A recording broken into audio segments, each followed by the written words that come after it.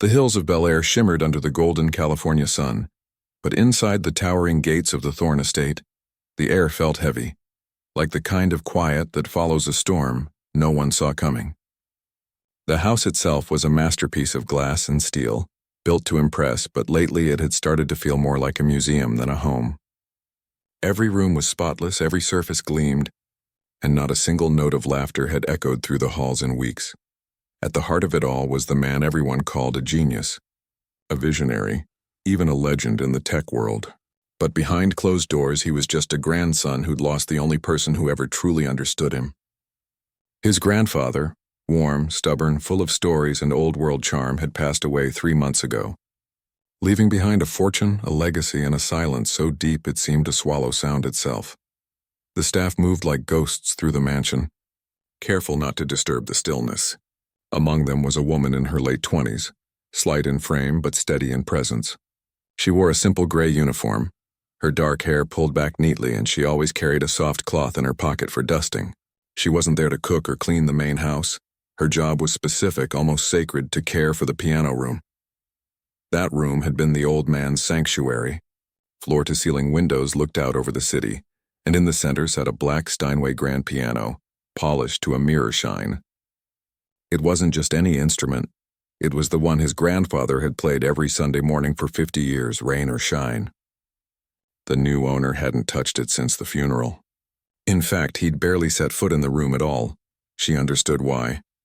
Music had a way of unlocking memories you weren't ready to face. Her name wasn't on any guest list, and no one at the estate knew much about her past. She'd shown up 6 months ago with quiet confidence and a reference from a music conservatory administrator who'd vouched for her exceptional ear and gentle touch. That was enough. She never asked for more hours, never complained about the long commute from the other side of town, and never spoke unless spoken to. But when she was alone in that room, something changed. Her shoulders relaxed. Her fingers would hover over the keys, not playing, just feeling the weight of the silence. She hadn't played in public in years. Not since everything fell apart. Back then, she'd been on track to become a concert pianist. Juilliard had accepted her with full scholarship. She practiced 12 hours a day, fueled by dreams and black coffee, her fingers dancing over etudes and sonatas like they were breathing. But then her mother got sick, really sick, and the medical bills piled up faster than hope. She dropped out, sold her keyboard, and took whatever work she could find. Waitressing, cleaning offices, even overnight shifts at a 24-hour pharmacy. The piano became a luxury she couldn't afford. Not in time, not in money, not in heart. Still, she never stopped listening. She'd hum melodies while folding laundry, tap rhythms on bus windows, imagine concert halls in the echo of subway tunnels. Music never left her. It just went quiet like a song on pause. Now she was here in one of the most expensive homes in America, dusting a piano worth more than most people's houses. And tonight, the house would be full of noise again, a charity gala. The first since the funeral. Invitations had gone out to CEOs, celebrities, politicians, anyone who mattered in the world of power and influence. The event was meant to honor the late patriarch's lifelong support of arts education, though most guests would show up for the champagne and the chance to be seen near the reclusive billionaire heir. She wasn't invited to the party, of course. But she'd been asked to stay late to make sure the piano room remained untouched. No guests wandering in, no spilled drinks near the instrument. She didn't mind. She preferred the edges of grand events anyway. Less pressure, less pretending. As evening fell, the driveway filled with luxury cars. Laughter and clinking glasses drifted through the open terrace doors. She stayed in the hallway just outside the piano room, keeping watch like a silent guardian. Through the crack in the door, she could see the crowd swirling in the main ballroom. Women in shimmering gowns, men in tailored suits, all smiling like they meant it. And then he appeared. He walked in alone. No date on his arm, no entourage behind him. He wore a tuxedo that probably cost more than her annual rent, but it hung on him like armor he hadn't quite learned to wear. His eyes scanned the room, not with warmth, but with the sharp focus of someone used to calculating risk. Still, there was something raw in his expression, grief maybe, or exhaustion. He grabbed a glass of whiskey from a passing tray and downed half of it in one go. A group of well-dressed men surrounded him, clapping him on the back, laughing too loudly. One of them, a slick-haired investor type, raised his voice above the chatter. Come on, man. You've been holed up in this mausoleum for months. Lighten up. Your grandfather would have wanted a party, not a wake. He gave a tight smile. He'd want me to protect what he built. Yeah, the man chuckled, but even legends need to have a little fun. Speaking of, I heard he used to play that monster piano in the East Wing like it was nothing. Said only one piece gave him trouble. Chopin's Etude in C-sharp minor. The Black Keys one, supposedly impossible to nail without messing up.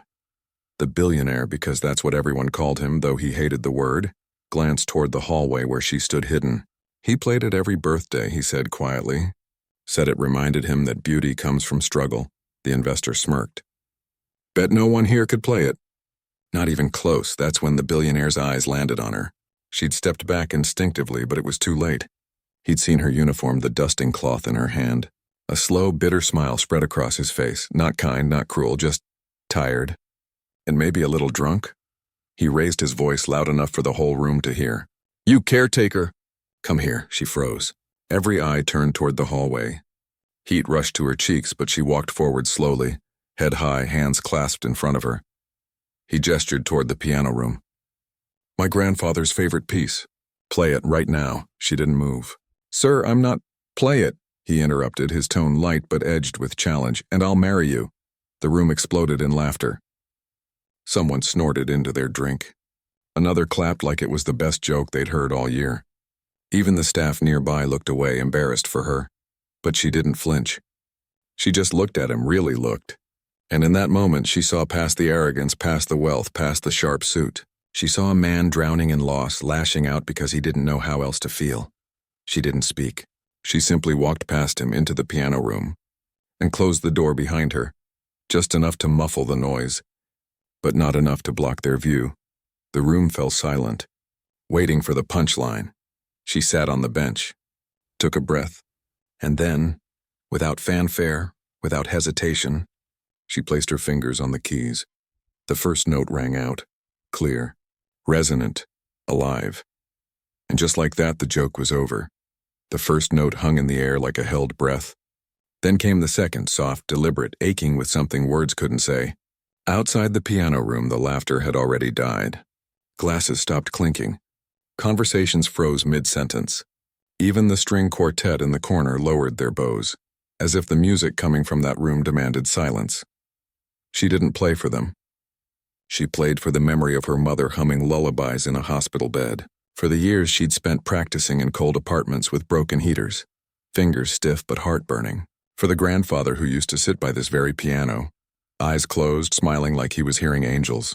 She played because the music was still inside her, buried, yes, but never gone. Her hands moved with a kind of quiet certainty, as if they remembered what her mind had tried to forget. The Chopin Etude wasn't just fast runs and tricky fingerings, it was sorrow wrapped in elegance, struggle dressed in grace. And she gave it everything, not to impress, not to prove a point, but because for the first time in years, she felt permission to be herself. The Billionaire stood just outside the doorway, one hand still holding his half-empty glass, the other clenched at his side. He'd expected a stumble, a few clumsy notes, maybe a flustered apology. Instead, he was hearing something that sounded like his childhood, Sunday mornings with pancakes and piano, his grandfather's voice saying, "Music isn't about perfection. It's about truth." He didn't move, didn't blink. His chest felt tight, like someone had wrapped a band around his ribs and pulled. Inside the room, she reached the climax of the piece, the part where the left hand races up the black keys while the right hand sings a mournful melody above it. Most pianists rushed it or fumbled the rhythm, but she didn't. She let it breathe, let it hurt, let it heal. When the final chord faded, the silence that followed wasn't awkward. It was sacred. Then, from the back of the crowd, someone started clapping. Just one pair of hands at first, then another. Soon the whole room was applauding, not out of politeness but awe. A few guests even wiped their eyes. She stood slowly, smoothing her uniform, and walked toward the door. She didn't look at the Billionaire. She didn't smile. She just stepped back into the hallway like she was returning to her place in the shadows. But he blocked her path. His voice was low, rough, like he hadn't used it in days. "Who are you?" She met his eyes. Just the caretaker. That wasn't just anything, he said, his voice sharper now, almost angry. No one plays like that unless they've trained for years, unless they've lived it. She didn't answer right away. She glanced past him. At the glittering crowd, the chandeliers, the world that had never needed to wonder where their next meal was coming from. People change, she said simply. Sometimes life doesn't let you keep the things you love. He studied her face, the calm in her eyes, the quiet strength in her posture.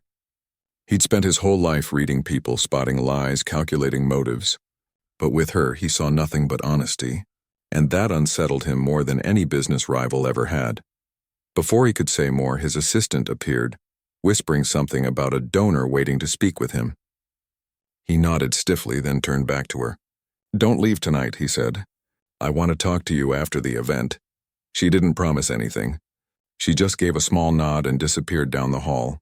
The rest of the gala passed in a blur for him. He shook hands, smiled on cue, accepted praise for honoring his grandfather's legacy, but his mind was elsewhere.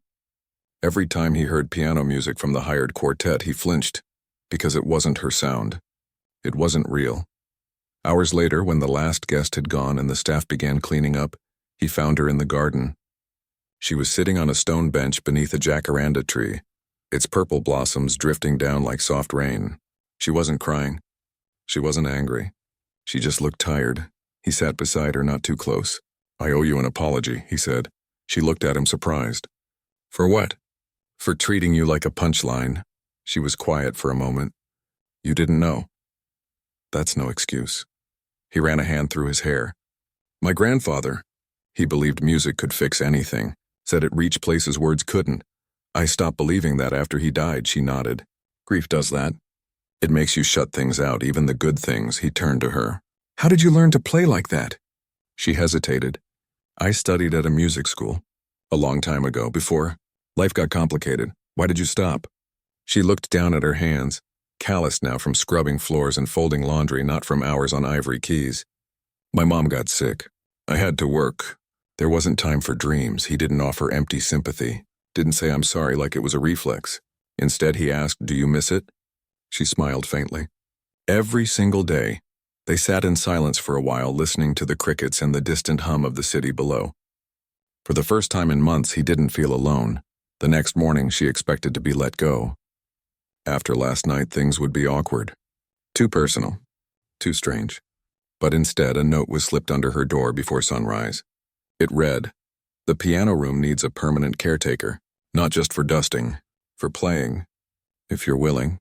She stared at the paper for a long time. It wasn't a job offer. It was an invitation back into the light.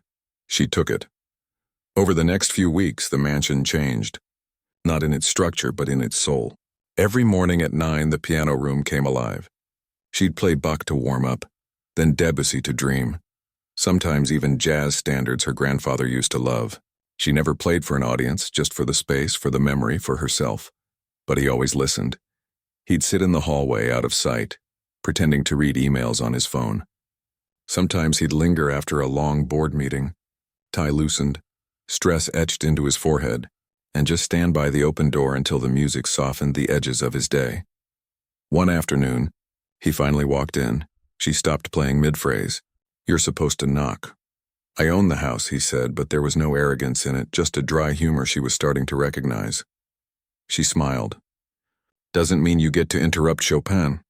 He leaned against the piano, arms crossed. "You know, my board thinks I'm losing it. Spending hours in here instead of closing deals. And what do you think?" He looked at the piano, then at her. "I think I forgot what matters." She didn't reply. She just started playing again. This time, a simple melody, something her mother used to sing. He stayed until the sun dipped below the hills. As days turned into weeks, conversations grew longer. He learned she took the bus 2 hours each way, that she cooked meals for her mother every Sunday, that she still practiced finger exercises on her kitchen table when no one was watching. She learned he hadn't slept through the night since his grandfather passed, that he kept a photo of them fishing on his desk, that he secretly funded a music program at a school in South LA but never told anyone. One evening, he asked, "Why did you really take the job here?" She paused. "Because this piano, it felt like a promise." Like maybe beauty still existed even in places like this. He didn't understand at first, but later he realized what she meant. In a world of transactions and takeovers, this room was different. It wasn't about power. It was about feeling. Then came the night everything shifted. He was preparing to sign a merger agreement, a deal that would double his company's value but shut down the very music program he'd been funding quietly for years. The board called it necessary pruning. He called it betrayal. He found her in the piano room playing softly, eyes closed. "I have to do it," he said from the doorway. She stopped. "The merger?" He nodded. "It's what's expected of me." She turned on the bench. "Is it what you want?"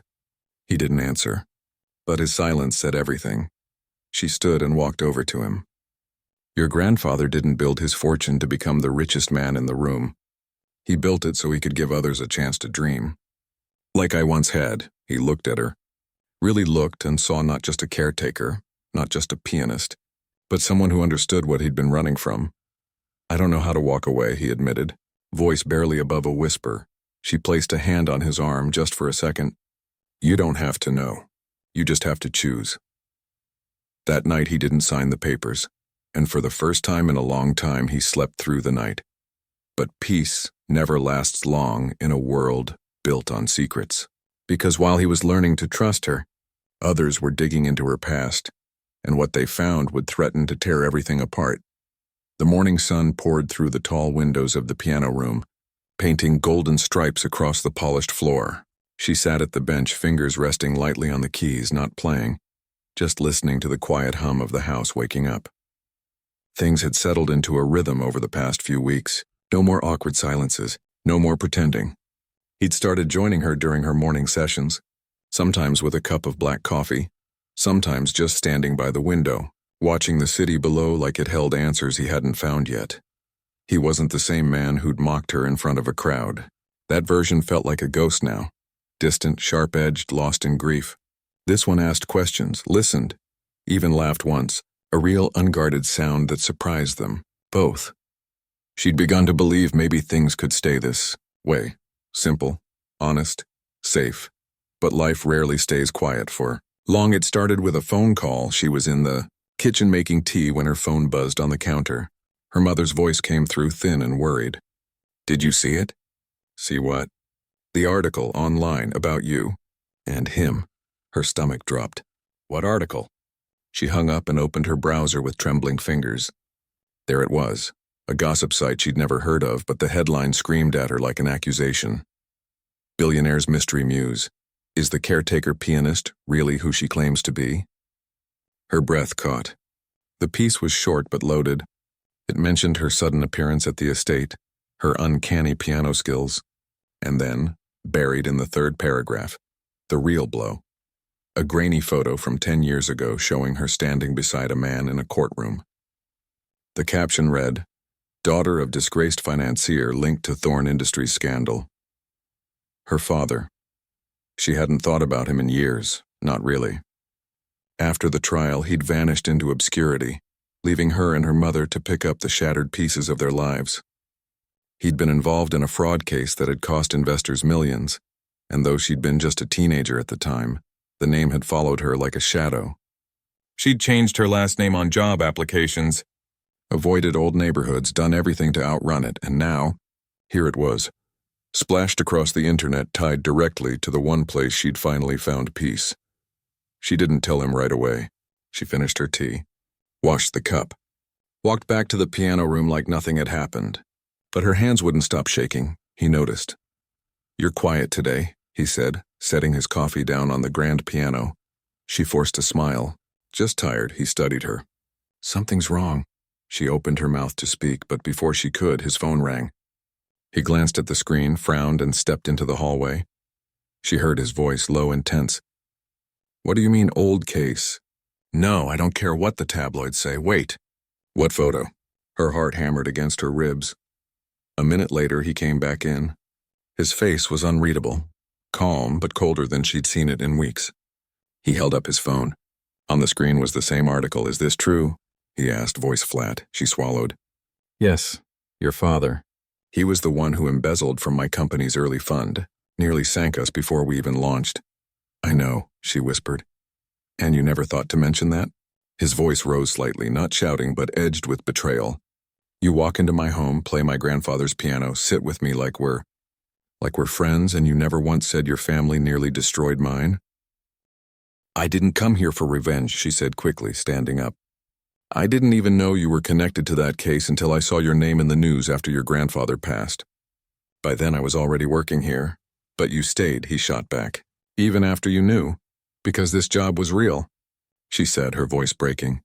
Because I needed it. Because your grandfather's music, it reminded me that good things still exist. I wasn't hiding to hurt you. I was hiding because I was ashamed. He turned away, running a hand over his face. You should have told me. I was afraid you'd see me as my father's daughter, not as me. He was silent for a long moment. Then, without looking at her, he said, Pack your things. You're done here.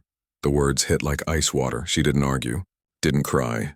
She just nodded, walked back to her small room on the staff wing and folded her few belongings into a worn duffel bag. As she left the estate for the last time, she didn't look back. The gates closed behind her with a soft click, like a door shutting on a dream she'd never really believed was hers. The city felt louder now, harsher. She took the bus home, pressed against the window, watching palm trees blur past. Her mother met her at the door with open arms, no questions. Just a tight hug that said everything. That night, she sat at the tiny keyboard she'd bought from a thrift store years ago. The one with 2 broken keys and a wobbly stand. She didn't play Chopin. She played a simple folk tune her mother used to sing when she was little. Soft, steady, full of love. Meanwhile, back at the estate, silence returned, but this time, it felt different, empty, wrong. He tried to work. Signed emails, reviewed contracts. But every time he passed the piano room, his steps slowed. The bench sat empty. Dust gathered on the lid. The house felt like a shell. His assistant knocked on his office door. The board called. They're ready to move forward with the merger tomorrow. He stared out the window. Cancel it, sir. Cancel it. And pull funding from any project that cuts arts programs. Redirect it to the community centers. Double the grants, the assistant blinked. Are you sure? I'm done making choices out of fear, he said quietly. But even as he made those decisions, a part of him kept circling back to her. To the way she'd looked at him when he accused her. Not with guilt, but with sorrow. Like she'd known this would happen all along. Days passed. He threw himself into work, into meetings, into late-night calls. But nothing filled the quiet. Then one afternoon he saw a flyer taped to a lamppost near a coffee shop downtown. It was simple. Free piano lessons for kids. All ages, all levels. Saturdays, 10 a.m. Community Center, Oak Street. At the bottom, in small print, Instructor, E.M. He knew he didn't go that Saturday. Or the next. But on the third weekend, he parked 2 blocks away and walked slowly toward the old brick building. Through the window, he saw her. She was kneeling beside a little boy who couldn't reach the pedals, gently guiding his hands. She laughed at something he said, real warm laughter, and the sound cut through him like sunlight through storm clouds. He didn't go in. He just watched. She wasn't playing for fame, not for money, not even for herself. She was giving what she loved to kids who'd never set foot in a place like his mansion, kids who needed hope more than they needed perfect scales. That night he sat at the piano for the first time since she'd left. His fingers fumbled. The notes were clumsy, uncertain, but he kept going. Because for the first time he understood. Music wasn't about skill. It was about showing up even when you're scared. Even when you've been hurt. He began writing something new. Not a business plan. Not a contract. A piece of music, simple, honest, full of mistakes and second chances. He didn't know if she'd ever hear it. But he wrote it anyway. Because maybe, just maybe, some silences weren't meant to last forever.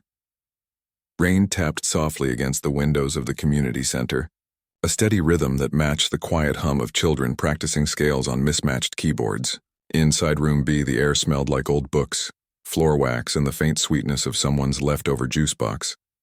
She moved between the students with calm patience, adjusting a wrist here, humming a melody there, offering a quiet, "You've got this," to a girl who kept hitting the wrong note. This wasn't Juilliard. There were no spotlights, no critics in the back row, no pressure to be perfect. Just kids with scuffed shoes and big dreams, and her, trying to give them what someone once gave her. A chance to feel seen through music. She hadn't planned to teach.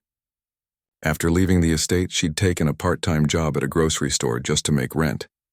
But one day, the center's director, a retired music teacher with kind eyes and a limp from an old dance injury, saw her helping a little boy tune a broken guitar in the hallway. "You play?" she'd asked. "A long time ago," she'd replied. "Good enough," the woman said. "We need someone on Saturdays." Now, 3 months in, it felt like coming home. She didn't talk about the mansion, didn't mention the piano worth more than the entire building. She just showed up week after week with sheet music tucked under her arm and a thermos of tea in her bag. The kids called her Miss E, and she liked that. It felt real. Earned. Meanwhile, back in Bel Air, the estate had changed, not in its marble floors or imported chandeliers, but in its purpose. He'd canceled the merger, yes, but he'd done more. He'd quietly redirected millions into arts education, funded instrument repairs for underfunded schools, and even started a scholarship in his grandfather's name. No press releases, no photo ops, just action. But something was still missing. He'd tried playing the piano again. Every evening after work, he'd sit at the bench and fumble through simple pieces. His fingers were stiff, his timing off, but he kept at it. Not because he wanted to perform, but because it reminded him of her, of the way she made music feel like breathing. One Saturday, he found himself driving toward the community center again. He didn't go inside. He never did. He just parked down the street, bought a coffee from the corner shop, and watched through the window as she guided a shy boy through Fur Elise. The kid kept stopping, frustrated, but she didn't rush him. She just said, "Try it slower. Music isn't a race." He smiled into his cup. That night, he sat at his piano and worked on the piece he'd been writing. It wasn't flashy, just a gentle melody in C major, with a few hesitant pauses like someone learning to trust again. He called it Room B. Days turned into weeks. He kept watching. She kept teaching. And neither of them reached out. Then came the fundraiser. The community center was hosting its annual spring concert, a modest affair with folding chairs, donated cookies, and proud parents holding up phones to record their kids' performances. She'd spent weeks preparing her students, staying late to rehearse, even sewing matching bow ties. For the boys out of fabric she'd bought with her own money, she didn't expect to see him there. But when she stepped into the small auditorium, an hour before showtime to check the piano, she froze. He was sitting in the third row alone, hands folded in his lap. He wore a simple sweater, no tie, no entourage. Just him. Their eyes met. For a long moment, neither moved. Then he stood slowly.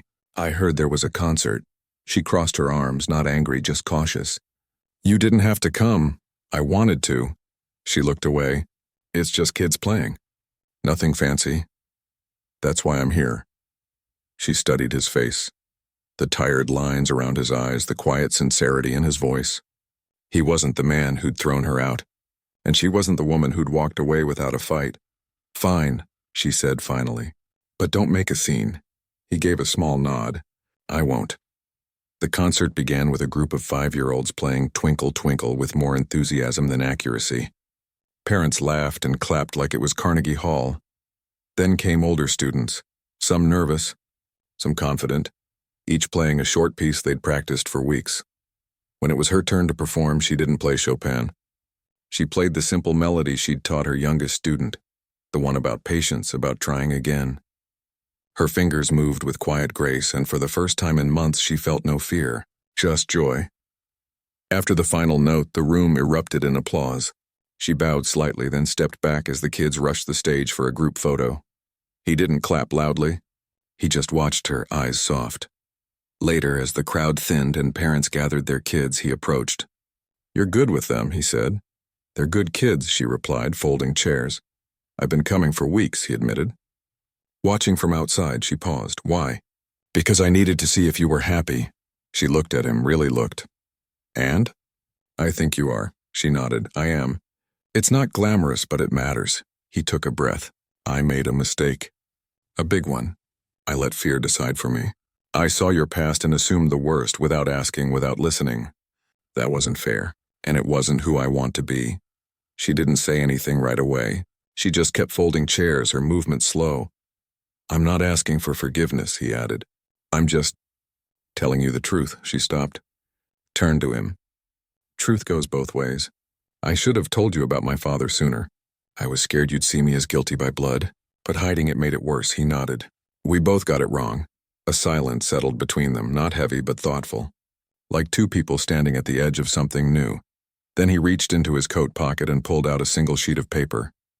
I wrote something, he said, handing it to her.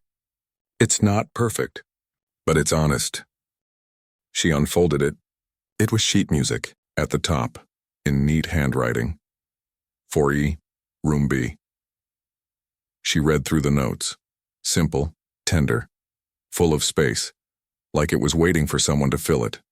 You wrote this? She asked, surprised. I've never written music before, he admitted. Took me 3 weeks to get 8 bars right. She smiled just a little. It's beautiful.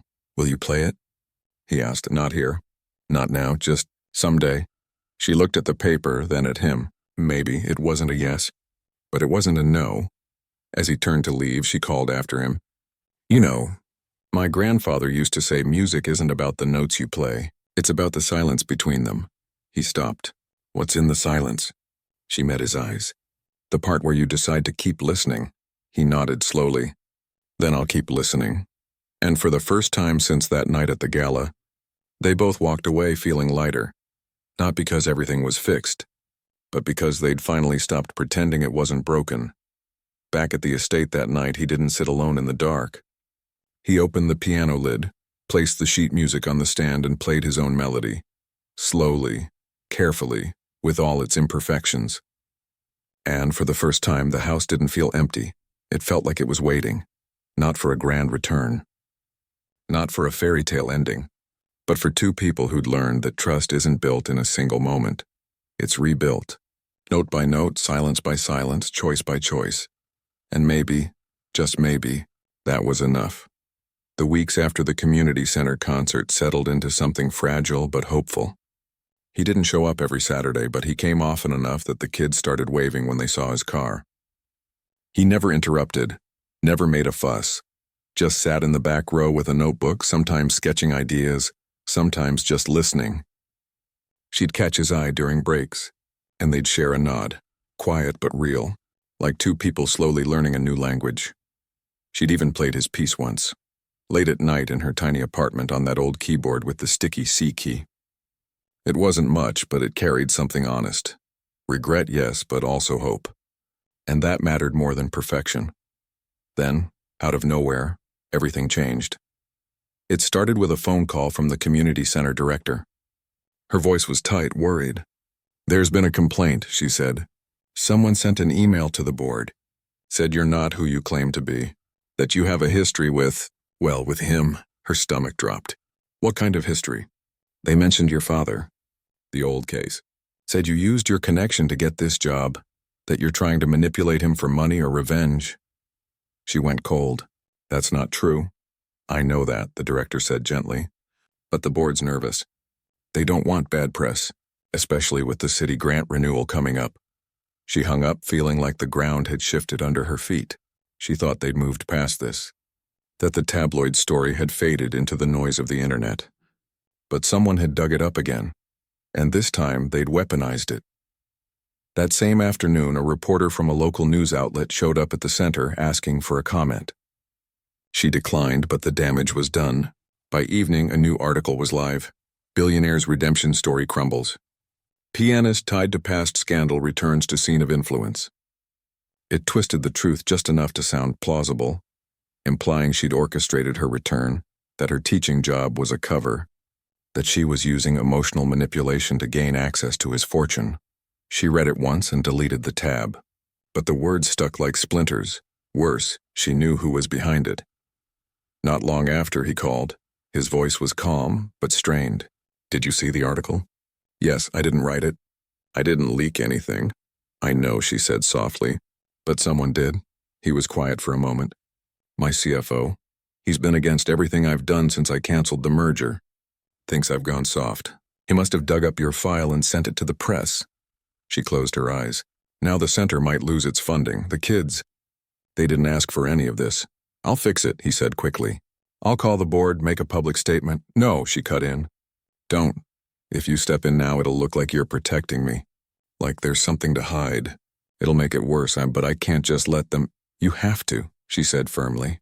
Let me handle this my way. She hung up before he could argue. The next morning, she walked into the community center with her head high. The director met her in the hallway, eyes full of apology. The board wants you to take a leave of absence. Just until things cool down, she nodded. I understand. But instead of going home, she went to the city's Arts Council office.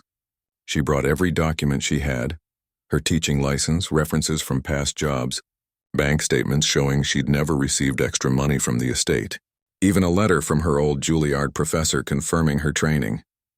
She didn't beg. She just laid out the facts. I'm not here for myself, she told the council chair. I'm here for the kids who show up every Saturday because music is the one place they feel safe. Don't punish them for someone else's lies. The chair, a retired orchestra conductor with silver hair and tired eyes, studied her for a long time. Then he said, You remind me of someone I knew once. Played with heart, not just hands. He promised to look into it. Meanwhile, the billionaire did something unexpected. He didn't issue a press release, didn't call reporters. Instead, he walked into the community center himself, during school hours when no one was around, and met with the board in person. He didn't defend her. He defended the program. I've seen what happens in that room, he told them. I've watched kids who couldn't sit still for 5 minutes learn to focus for 30. I've seen shy ones find their voice through a simple melody. That doesn't happen by accident. It happens because someone shows up week after week and believes in them. He paused. If you remove her, you're not just losing a teacher. You're taking away their safe place. And that's on you, not on tabloids or old grudges. The board was silent. Later that week, the center announced it would keep her on staff. The city renewed its grant. The news cycle moved on to the next scandal, but the cost was high. She was exhausted. Not just from the fight, but from the weight of always having to prove she was worthy, of trust, of kindness, of a second chance. She'd spent her whole adult life running from her father's shadow, and no matter how far she went, it always found her. One evening, she sat on her apartment floor, back against the couch staring at the keyboard. She didn't feel like playing. She felt like disappearing. He found her like that. He hadn't called, hadn't texted. He just showed up at her door with 2 paper cups of tea, the kind she liked with honey and lemon. She opened the door, surprised. You shouldn't be here. Why not? People are watching, talking. Let them talk, he said. I'm tired of living like I'm on trial. He stepped inside, handed her a cup and sat on the floor beside her. Not too close, just near enough. They sat in silence for a while, sipping tea, listening to the hum of the refrigerator and the distant sound of traffic. Finally, she spoke. I don't know if I can keep doing this. Every time I think I've left the past behind, it drags me back. He looked at her. Then stop running, she frowned. What? You've spent years trying to outrun your name, your history, your father's mistakes. But you can't erase it. And you shouldn't have to. You're not him. You never were. She wiped her eyes with the back of her hand. It's just hard to believe that when the world keeps reminding you otherwise. I believe it, he said quietly. And that's a start. She looked at him, really looked. Not as the billionaire, not as the man who'd once mocked her, but as someone who'd shown up again and again even when it was messy. Why do you care so much? She asked. He thought for a moment. Because you reminded me that people can change. That I could change. And if I'd walked away because of your past, I would have lost the best thing that's happened to me in years. Her breath caught. He didn't say, I love you. He didn't make promises. He just sat there in her small apartment on her worn rug, offering his presence like a gift, and for the first time, she let herself accept it. Later that night, she played his piece again, this time with more confidence, more heart. And he listened not as an audience but as a witness. Outside, the city kept spinning. Lies still spread. Judgments still flew. But in that room, for a little while, there was only truth, and the quiet courage it takes to keep showing up, even when the world tries to tell you you don't belong. The days after that quiet evening in her apartment settled into something steadier. Less like walking on ice, more like stepping onto solid ground. He didn't show up every day, but when he did, It wasn't with grand gestures or dramatic speeches. He'd bring groceries when her fridge was empty, sit with her mother during chemo appointments, or just show up with 2 coffees and ask how her week had been. No expectations, no pressure, just presence. She in turn stopped bracing for the next storm. She taught her Saturday classes with more ease, laughed more with the kids, even started writing simple songs for them to play, little melodies about courage, about kindness, about trying again after you fall. But healing isn't a straight line. Some mornings she'd wake up and feel the old weight return, the fear that she'd never be more than her father's daughter, that no matter how hard she worked, the past would always be louder than her present. One rainy Tuesday, she found a thick envelope in her mailbox, no return address. Inside were printed pages, hospital records, old bank statements, even a faded photo of her as a teenager sitting beside her mother in a clinic waiting room. Someone had dug deep, not just into her father's crimes, but into her life after, her mother's illness, the jobs she'd taken, the apartment she'd lived in during the worst of it. At the bottom was a note, typed in plain font. "You think you've fooled him, but we know the truth." Her hands shook. She didn't tell him right away. She stuffed the papers into a drawer and went to work, but her mind wouldn't settle. Who was doing this? And why now? That evening he called. "Can I come over?" She almost said no. But something in his voice, tired but determined, made her say yes. When he arrived, he didn't sit. He paced her small living room, running a hand through his hair like he was trying to untangle a knot only he could see. "I found something," he said finally. She tensed. "What?" He pulled a folder from his coat. "After the last article, I hired someone, not a PR team, not a lawyer. A real investigator. Quiet, discreet. I wanted to know who was leaking your information." She stared at the folder like it might burn her, and he sat across from her, opened it slowly. "It wasn't just my CFO, it was someone closer. Someone who's been on my grandfather's staff for 20 years. Her breath caught. "Mr. Ellis?" He nodded. The estate's longtime head of security, a quiet man in his 60s who'd always treated her with polite distance, never warmth, never hostility. She'd assumed he just didn't like outsiders. "He believed my grandfather was too soft on people," he explained. "Thought I was repeating the same mistake by trusting you. He saw your father's name in old files and decided you were a threat." She felt sick. "He's been watching me?" "Not just watching. He's been feeding stories to reporters, digging into your past, even following you to the hospital." He looked at her, eyes full of regret. "I should have protected you better." She shook her head. "You didn't know, but I should have suspected. My grandfather trusted Ellis completely. But trust without truth is just blind faith." He handed her a sheet from the folder. It was a copy of a donation receipt. Her name, the Children's Music Foundation, monthly contributions going back 3 years. Amounts that barely left her with enough for rent. "I found this while going through old estate records," he said softly. "You've been giving away part of your salary since you started working for me. To the same foundation my grandfather supported." She looked down, embarrassed. "It wasn't much. It was everything," he said. "You were barely getting by, and you still gave. That's not manipulation. That's character." Tears welled in her eyes, but she blinked them back. "I just wanted to honor what he believed in. Music shouldn't be only for the rich." He reached out, not to touch her, but to place the folder gently on the table between them. "Ellis is gone. I let him go this morning. No severance. No references. And I've issued a formal statement clearing your name. Publicly, with receipts, with dates. The truth is out now. No more shadows." She didn't speak for a long time. Then she whispered, "Why go this far?" He met her gaze. "Because you deserve to be seen for who you are, not who people assume you are. And because I need you to know I see you." The words hung in the air, simple but heavy with meaning. Later that night, after he left, she took the envelope from her drawer and burned it in the kitchen sink. Not out of anger, but release. The past was part of her, yes, but it didn't get to write her future.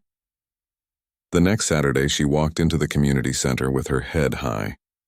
The kids ran to her, chattering about their new songs, their recital dreams, their favorite ice cream flavors.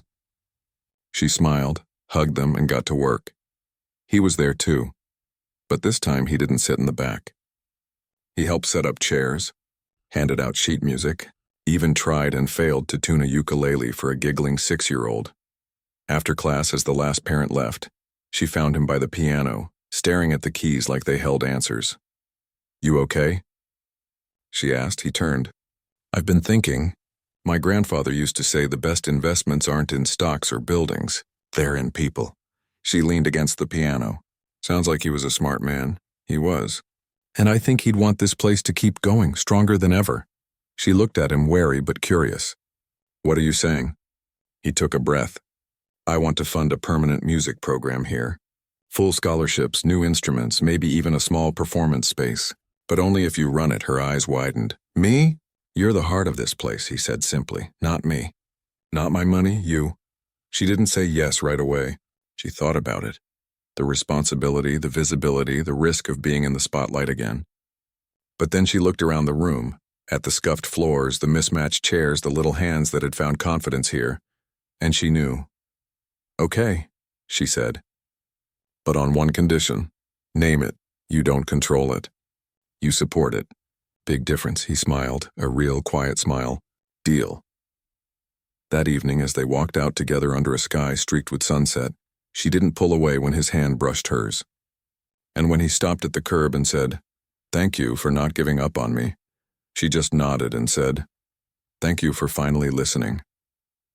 Back at the estate, the piano room was no longer silent. She came by once a week now, not as staff, not as a guest, but as herself.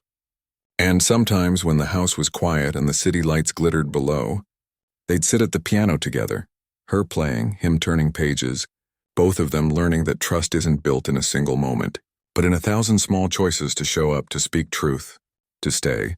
And for the first time in a long time, the music wasn't just beautiful, it was theirs. The community center buzzed with a new kind of energy. Fresh instruments lined the walls, real pianos, not just keyboards with missing keys. New sheet music filled the cabinets. And every Saturday more kids showed up, drawn by word of mouth. Miss E's class is the best. She'd been given an official title now, program director, but she still wore the same comfortable sweaters, still knelt beside nervous beginners, still stayed late to help a student nail that tricky rhythm. He kept his word. The funding came through quietly, no fanfare, no press, just checks that paid for repairs, for teacher salaries, for field trips to real concert halls. He even helped convert the old storage room into a small performance space with proper acoustics and red velvet. Curtains, something the kids called the magic stage. But the real change wasn't in the building. It was in the way she carried herself. No more flinching when someone mentioned the past. No more shrinking into the background. She stood tall, not because the world had stopped judging, but because she'd finally stopped letting it define her. He visited often, but never as the billionaire, just as a man who liked music, who liked watching kids light up when they played their first full song, who liked sitting with her afterward on the steps outside, sharing a thermos of tea as the sun dipped below the rooftops. One afternoon, as they watched a group of students rehearse for an upcoming recital, he turned to her. "You ever think about playing in public again? Not for charity, not for show, just because you love it." She looked down at her hands. "I don't know. It's been so long since I played for myself." "You still do," he said gently. "Every time you sit at that piano, even if no one's listening." She smiled faintly. "Maybe." A few days later, he invited her to the estate, not for work, not for a favor, but for something different. "There's a small gathering," he said over the phone. "Just a few people who care about music education. I'd like you to play." She hesitated. "Is it a fundraiser?" "No, it's a tribute to my grandfather, and to the idea that music belongs to everyone." She almost said no. The thought of stepping back into that grand room under those chandeliers in front of strangers who might recognize her from old headlines, it made her stomach twist. But then she remembered the little girl in her class who'd just played her first solo, hands shaking but voice steady. If that child could be brave, so could she. The night of the event, she arrived early, dressed simply in a dark dress she'd bought secondhand. The piano room had been rearranged. Fewer chairs, softer lighting, the grand piano centered like an altar. No reporters, no cameras. Just a handful of people, a retired conductor, a music teacher from South LA, a few donors who'd quietly supported arts programs for years. He met her at the door. "You came?" "I almost didn't." "I'm glad you did." She walked to the piano, ran her fingers over the familiar keys. They felt like old friends. She didn't play Chopin. She didn't play anything flashy. She played a piece she'd written herself, a gentle melody about second chances, about finding your voice again after silence. It wasn't perfect. A few notes wavered, but it was honest. When she finished, the room didn't erupt in applause. They just sat in quiet reverence as if they'd been let in on something sacred. Afterward, as guests mingled with soft conversation and cups of herbal tea, he found her by the window. "That was yours?" She nodded. "I've been working on it for months. It's beautiful." She looked at him. "Why did you really ask me to play tonight?" He was quiet for a moment. Then he reached into his coat and pulled out a single sheet of music, neatly handwritten, slightly worn at the edges. "Because I wrote something too, and I wanted you to hear it. From me." She took it. At the top, in his careful script, 4E, not a joke but a vow. Her breath caught. "I've been working on it since that night at the gala," he said. "Every time I got it wrong, I'd start over. Because this one had to be true." She didn't read it right away. She just held it, feeling the weight of what it meant. Not just notes on a page, but an apology, a promise, a choice. Later that evening, as the last guest left and the staff began cleaning up, she sat at the piano alone. She placed his sheet music on the stand, took a deep breath, and began to play. The melody was simple, tender, a little hesitant at first, like someone learning to trust again. But as it unfolded, it grew stronger, more sure. It carried regret, yes, but also hope. And underneath it all, a quiet determination to do better. He stood in the doorway, watching, listening. When the final note faded, he didn't speak. He just walked over, sat beside her on the bench, and placed his hand over hers. No words. Just presence. She didn't pull away. The next morning, she returned to the community center with a new idea. "What if we host a student concert at the estate?" she asked the team. Not a fancy gala. Just kids playing for other kids, for families, for anyone who wants to listen. At first, they were skeptical. "Won't it feel too grand?" "Not if we make it about them," she said. "We'll keep it simple. No tuxedos. No speeches. Just music," he agreed instantly. Name the date. They spent weeks preparing. The kids were nervous but excited. Some had never been inside a house bigger than their apartment building. She assured them, "It's just a room. The music is what matters." The day of the concert, the estate's garden was filled with folding chairs, string lights, and a small stage set up under the jacaranda tree. The same one where they'd sat that first night after the gala. Parents arrived in buses and beat-up cars and ride shares, all dressed in their best, all holding flowers or handmade cards for their children. Inside the house, the piano room doors were open wide, but the real performance would happen outside, where the air was free, and the audience wasn't filtered by wealth or status. She stood backstage, helping a little boy adjust his bow tie when he appeared beside her. "You ready?" he asked. She looked out at the crowd, hundreds of faces, all waiting, all believing in the kids about to play. "I think so." He handed her a single sheet of paper. It was a duet, his melody and hers woven together. "Play it with me?" he asked. At the end, she looked at him surprised. "You'll play?" "I've been practicing," she smiled. "Okay." The concert began with a group of 5-year-olds playing a cheerful tune about sunshine and puppies.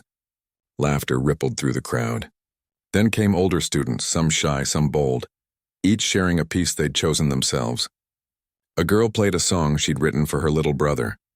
A boy performed a jazz riff he'd learned from YouTube. Every note was imperfect, alive, full of heart. When it was time for the final piece, she walked onto the stage with him. No introduction, no fanfare, just two people sitting at a piano under an open sky. They played the duet together, his part steady and grounding, hers rising like a voice finally free. It wasn't flawless. He missed a chord. She rushed a passage. But they kept going, listening to each other, adjusting, staying together. And in that moment something shifted, not just between them, but in the air itself. It wasn't about wealth or past mistakes or grand gestures. It was about two people choosing to show up honestly, imperfectly together. When they finished, the applause wasn't polite. It was joyful, raw, real. Later, as the sun set and families lingered to take photos, he turned to her. "You know, I once said something as a joke, and I meant it less than nothing." She looked at him. "I remember. He took a breath. But what I feel now? It's not a joke. It's not a promise made in anger or pride. It's just, true? She didn't answer right away. She just looked at the kids laughing on the lawn, at the music still hanging in the air, at the life they'd both fought to rebuild. And for the first time, she let herself imagine a future where she didn't have to choose between her past and her peace. She reached for his hand. And this time, she held on. The morning of the concert dawned soft and clear, the kind of California day that feels like a gift. Birds sang in the jacaranda trees, and the air carried the scent of blooming jasmine from the garden. Inside the estate there was no rush, no tension, just quiet preparation. Staff hung string lights, arranged chairs in neat rows on the lawn, and tested the small sound system one last time. This wasn't another gala. It wasn't for investors or headlines. It was for kids who'd never played outside their classroom, for parents who'd saved bus fare just to be here, for music that asked for nothing but a listening heart. She arrived early, not in a dress but in comfortable clothes. Her hair pulled back, a folder of sheet music under her arm. She checked on each student as they arrived, some wide-eyed, some bouncing with excitement, all clutching their instruments like treasures. She knelt beside a little girl whose hands were shaking. "Remember," she whispered, "you're not playing for perfection. You're playing because you love it. That's enough." He was already there, not in a suit, but in a simple button-down shirt, sleeves rolled up, helping a stagehand secure a microphone stand. When he saw her, he didn't say much, just gave her a look that said, "We're ready." And somehow that was all she needed. The concert began just after 3. No MC, no long speeches. Just a boy in a slightly too big blazer walking to the piano and playing a bright, cheerful piece he'd learned in 6 weeks. The crowd, mostly families from the community center, teachers, a few local musicians, listened like every note mattered. Because it did. One by one, the students performed. A shy teenager played a haunting melody she'd written after her dog passed away. A group of middle schoolers did a jazz arrangement that had the whole lawn tapping their feet. Each performance was met not with polite applause, but with cheers, whistles, tears. This wasn't about skill. It was about courage. She watched from the side, heart full. This was what her grandfather had believed in. What his grandfather had believed in. Music is a bridge, not a barrier. When it was nearly time for the final piece, he found her near the piano. "You ready?" he asked. She nodded. "Are you?" He smiled, a real, quiet smile that reached his eyes. "I've never been more sure of anything." They walked onto the stage together as the sun began to dip low, casting golden light over the crowd. No one knew what to expect. There were no programs, no announcements, just 2 people sitting at the piano, side by side. He placed a single sheet of music on the stand, his composition, now rewritten as a duet. She recognized her own melody woven into his like 2 rivers finally meeting. He looked at her. She nodded, and they began to play. His part was steady, grounded like someone learning to trust again. Hers rose above it, clear and strong, like a voice that had finally found its song. They didn't play perfectly. He missed a chord in the second verse. She rushed a passage near the end. But they listened to each other, adjusted, stayed together. And in that imperfection, there was something more beautiful than any flawless performance. Honesty. When the last note faded into the evening air, the silence that followed wasn't empty. It was full. Full of feeling, of understanding, of shared hope. Then slowly he stood. The crowd quieted, sensing something was coming. He didn't reach for a ring, didn't drop to one knee in front of hundreds. Instead, he picked up the sheet music, their duet, and held it out to her like an offering.